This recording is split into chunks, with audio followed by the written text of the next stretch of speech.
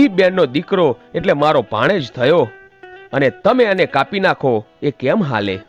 એ ભરવાડની દીકરીને મેં બેન બનાવી છે, અને હું વચન દઈને આવ્યો છું કે હું તારો દીકરો હું પાછો લાવી દઈશ.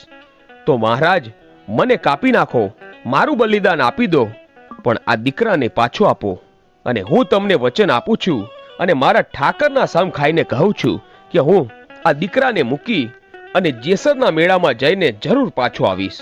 અને પાછો આવીશ ને ત્યારે હું ઘરે નહીં જાઉં, પણ તમારી પાસે મારા માથાનું બલિદાન દેવા માટે જરૂર આવીશ. અને રબારીઓ ઉપર એ વખતે લોકોનો ભરોસો એટલો. અને ઠાકરના સામ ખાઈ લીધા એટલે મોરબીના મહારાજને લાગ્યું કે આ માણસ જરૂર પાછો આવશે. અને પછી તો કહેવાય છે કે પુનિયા મામા દીકરાને લઈને એ એમની ધર્મની માનેલી બેનને પાછો આપે. અને જેસરના મેળામાં ગયા, અને જેસરનો મેળો